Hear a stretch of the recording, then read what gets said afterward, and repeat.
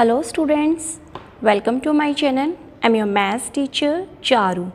Today we will discuss chapter 2 polynomials of class 10 from NCERT book. So before starting exercise 2.2, we are discussing here some basic concept related to quadratic polynomial. So previous class में हमने quadratic polynomial discuss की थी. तो यहाँ पर जो general form है quadratic polynomial की वो क्या होगी, px. अब px क्या है, पोलिनोमियल इन x वेरिएबल.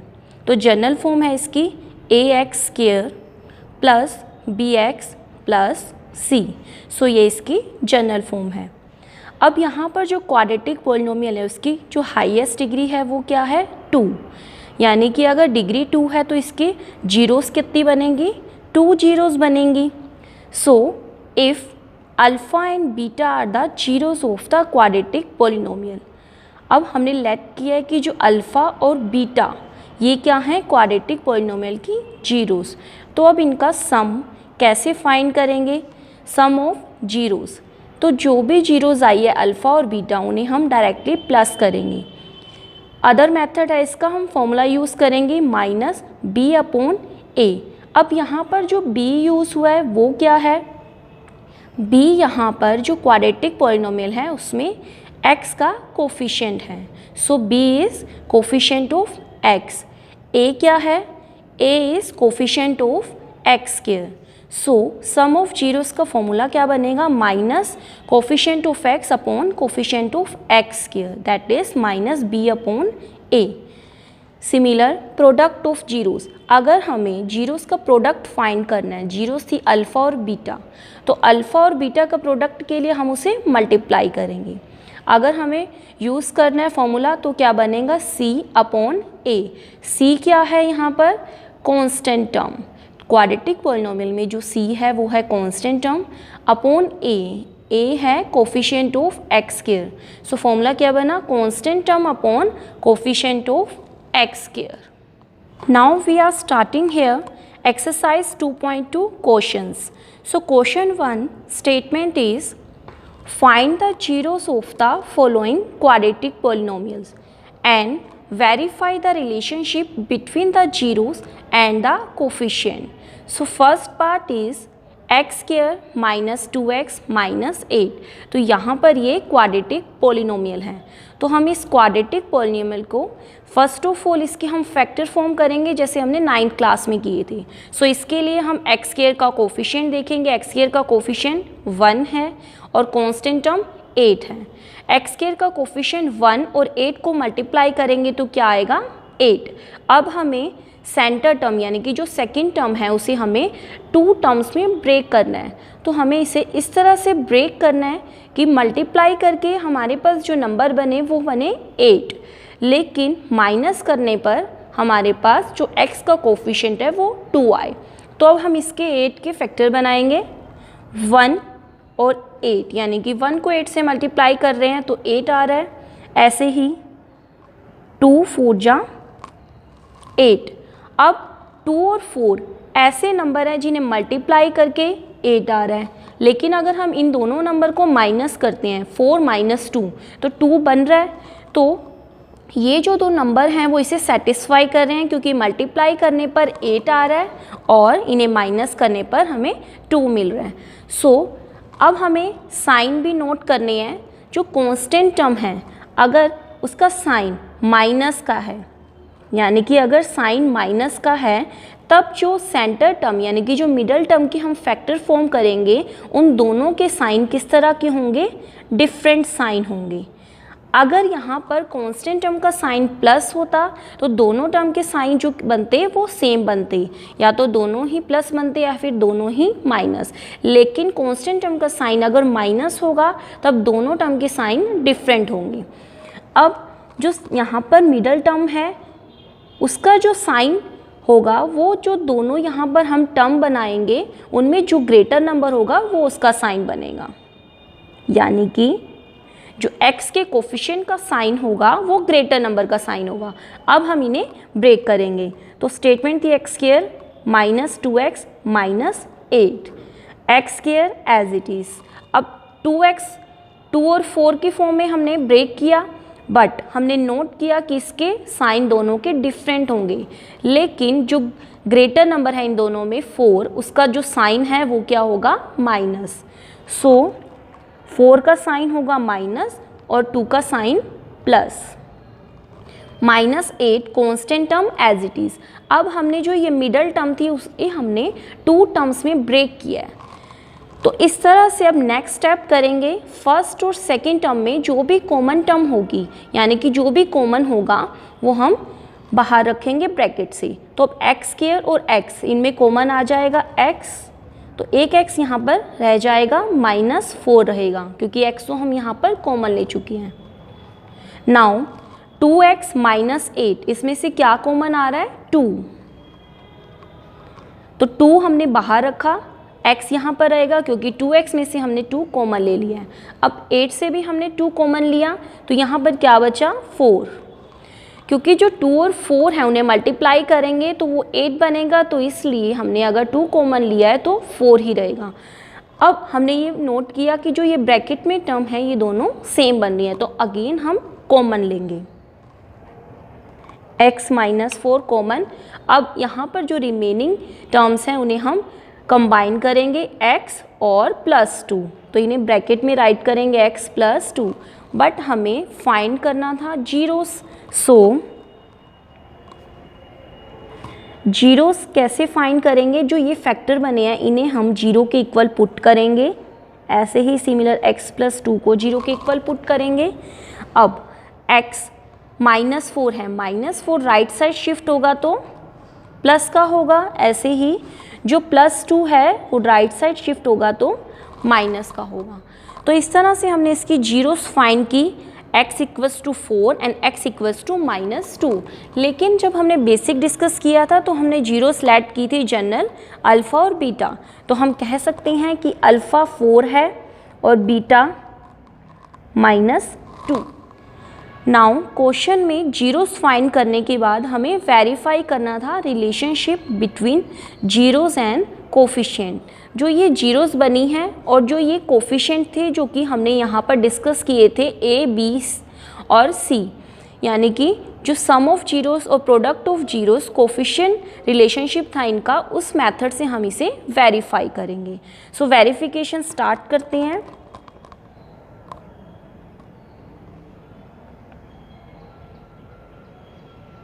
अब वेरिफिकेशन के लिए फर्स्ट ऑफ ऑल हम सम ऑफ जीरोस फाइंड करेंगे।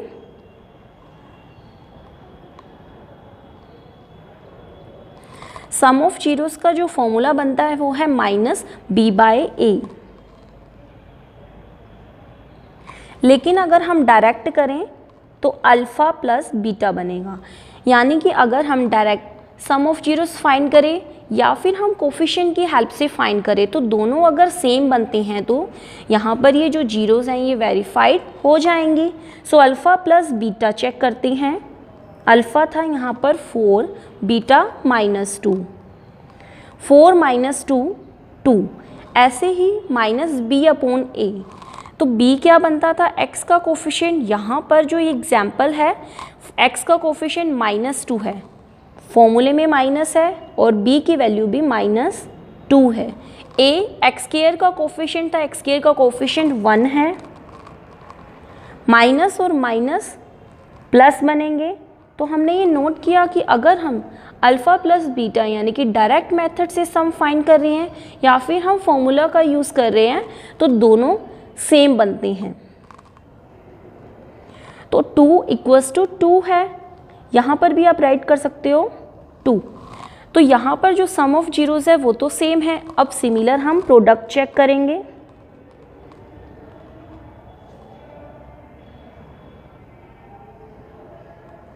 प्रोडक्ट में हम अल्फ़ा और बीटा को मल्टीप्लाई करेंगे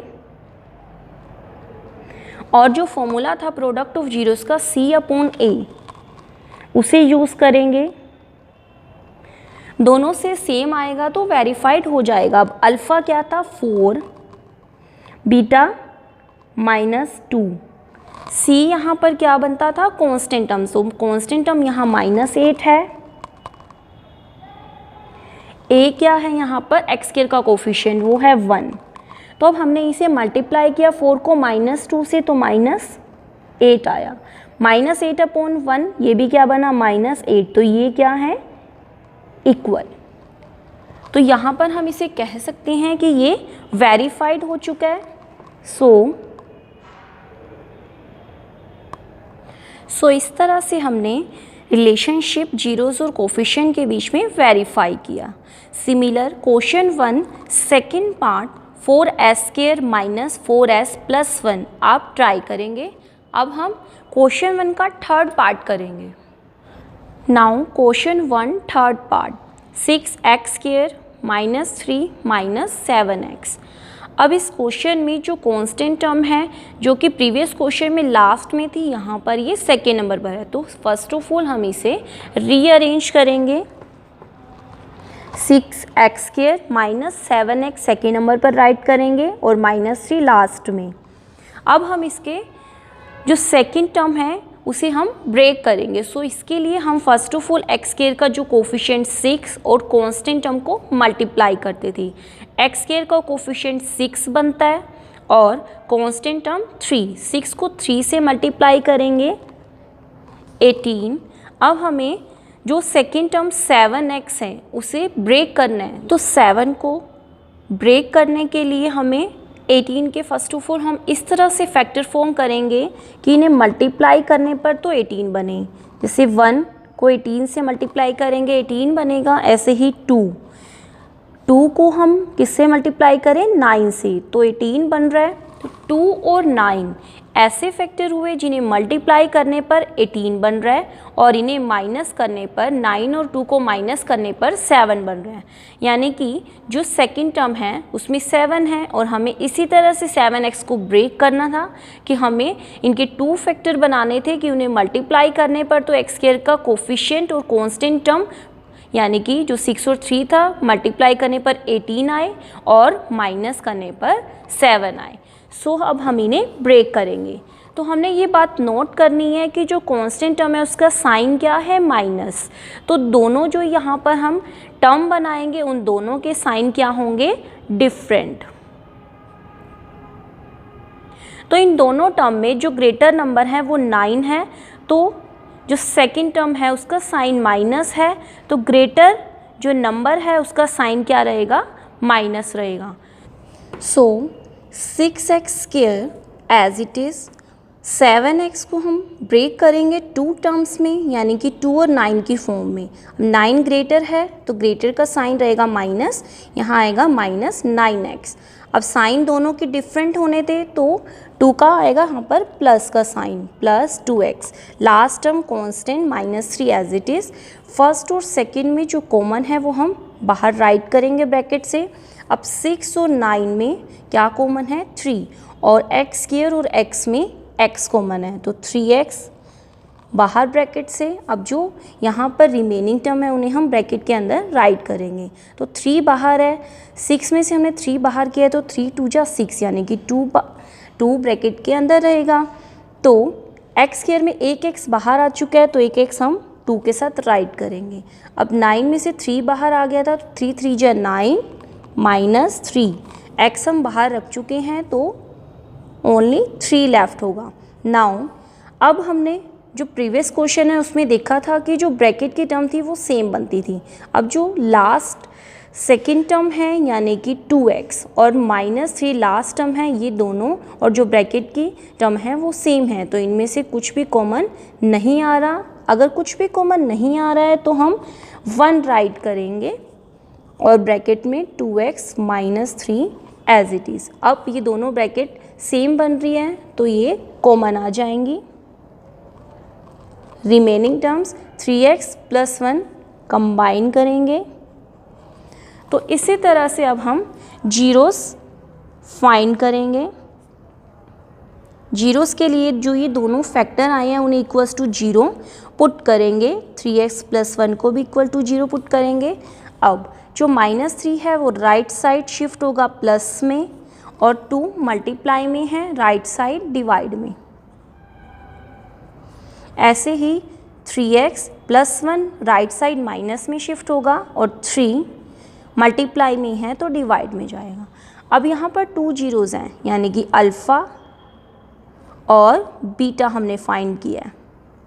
अब हमें वेरिफिकेशन करनी है।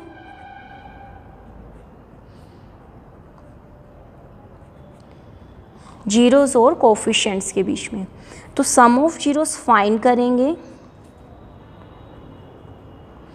सम ऑफ जीरोज़ में हम फॉर्मूला अप्लाई करेंगे minus B upon A. Alpha plus beta, direct method से अगर हम इन्हें प्लस करें 3/2 प्लस -1/3 बीटा है, तो प्लस माइनस माइनस,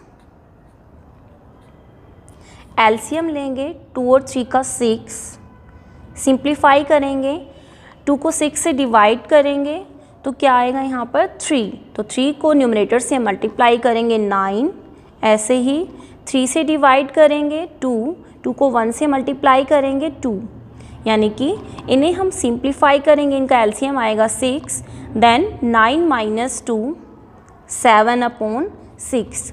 अब हम फॉर्मूला यूज़ करेंगे माइनस बी अपॉन ए। तो b यहाँ पर x का कोफिशिएंट था जो कि है -7, तो फॉर्मूले में माइनस था वो एज इट इज़ रहेगा, और b क्या है -7, a क्या है 6। तो इन्हें हम सिंप्लीफाई करेंगे माइनस माइनस प्लस 7/6। तो अल्फ़ा प्लस बीटा को अगर हम डायरेक्ट प्लस कर रहे हैं या फिर हम फॉर्मूला यूज़ कर रहे हैं कोफिशिएंट की हेल्प से, तो भी ये 7/6 है। तो इस तरह से हमने सम ऑफ जीरोज़ फाइंड की अल्फ़ा प्लस बीटा, और माइनस बी अपॉन ए से दोनों सेम आए, यानी कि अल्फ़ा प्लस बीटा इक्वल हो गए माइनस बी अपॉन ए के। सिमिलर हम प्रोडक्ट ऑफ जीरोज़ फाइंड करेंगे सी अपॉन ए। सी यहाँ पर क्या बन रहा है -3, और ए क्या है एक्स स्क्वायर का कोफिशिएंट 6। तो पुट करेंगे, इन्हें सिंप्लीफाई करेंगे, ये कट हो जाएंगे तो -1/2 बनेगा। डायरेक्ट मेथड से इन्हें मल्टीप्लाई करेंगे 3/2 अल्फ़ा मल्टीप्लाई बीटा, यानी कि -1/3। 3 से 3 कैंसिल, तो यहाँ क्या बचा -1/2, यानी कि जो इनके जीरोज़ हैं और जो कोफिशिएंट हैं ये दोनों यहाँ से प्रोडक्ट ऑफ जीरोज़ इनका सिमिलर बन रहा है। तो अल्फ़ा मल्टीप्लाई बीटा यानी कि product of zero C upon A के इक्वल है। तो इसका मतलब ये वेरीफाइड हुआ। सो इस तरह से अब हम नेक्स्ट पार्ट करेंगे फोर्थ पार्ट। तो फोर्थ पार्ट की स्टेटमेंट है fourth part 4u² plus 8u। अब यहाँ पर जो थर्ड टर्म है कांस्टेंट वो यहाँ पर नहीं है, तो इसे हम सिंप्लीफाई करेंगे। फर्स्ट ऑफ ऑल हम देखेंगे इनमें कुछ कॉमन है। 4 और 8 जो कांस्टेंट टर्म है इनमें 4 कॉमन आ जाएगा, u² और u में u कॉमन आ जाएगा। तो यहाँ पर जो कॉमन आई है टर्म वो है 4u। तो यहाँ पर क्या बचा, 4 तो बाहर आ चुका है और एक u, तो ओनली u बचेगा। प्लस 8 में से हमने 4 बाहर किया था, 4 2 जा 8 यानी कि 2 रहेगा, और u तो बाहर आ चुका था। तो अब हमें जीरोस फॉर्म करनी है। जीरोस के लिए हम इन दोनों फैक्टर को 4u को भी और u + 2 को इक्वल्स टू 0 रखेंगे। तो अब ये 4 मल्टीप्लाई में है तो 0 के डिवाइड में जाएगा, तो 0 के डिवाइड में 4 है तो u की वैल्यू क्या बनी 0। सिमिलर +2 राइट साइड शिफ्ट होगा, माइनस का 2 बनेगा, तो इसका मतलब अल्फ़ा 0 है और बीटा -2। जैसे हमने प्रीवियस क्वेश्चन में वेरिफिकेशन की थी, सिमिलर आप इस क्वेश्चन में भी वेरिफिकेशन आप खुद करेंगे। नाउ फिफ्थ पार्ट के स्टेटमेंट है t² - 15।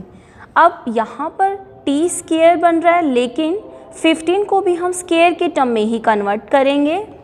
15 को स्क्वायर के टर्म में हम कैसे राइट कर सकते हैं, यहाँ पर t² एज इट इज़ -√15 का स्क्वायर, क्योंकि अगर हम √15 का स्क्वायर राइट करते हैं तो √15 मल्टीप्लाई √15 बनेगा। तो √15 बेस सेम है, अगर हम यहाँ पर इसे स्प्लिट करें तो ये पावर 1/2 बनती है। तो अगर बेस सेम है तो पावर ऐड हो जाएंगी, 1/2 + 1/2 तो किसके इक्वल आएगा ये 15⁻1 के, यानी कि हम 15 को √15 मल्टीप्लाई √15 यानी कि √15 का स्क्वायर राइट कर सकते हैं। ये आपको राइट नहीं करना क्वेश्चन में, ये आपको सिर्फ समझाने के लिए था। तो अब यहाँ पर आप देखेंगे कि a square minus b square का फॉर्मूला होता था a minus b a plus b।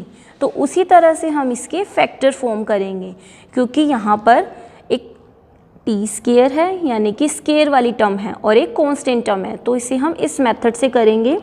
a square minus b square, a यानी कि t है और b यहाँ पर √15 है, a minus b a plus b, इस फॉर्मूले का हमने यूज़ किया। तो अब हमने फैक्टर फॉर्म कर लिए हैं, तो अब हमें जीरोस फाइंड करनी है। तो दोनों फैक्टर को 0 के इक्वल पुट करेंगे। तो माइनस का जो √15 है वो राइट साइड शिफ्ट होगा, प्लस में हो जाएगा और प्लस का माइनस में।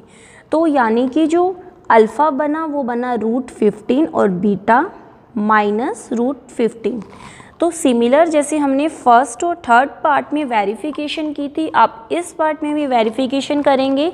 और जो फर्स्ट का 6 पार्ट है 3x² माइनस x माइनस 4, इस क्वेश्चन को आप खुद से ट्राई करेंगे। So today we have discuss question first of exercise 2.2 chapter 2 polynomial. I hope so you all understood these question clearly. Thank you.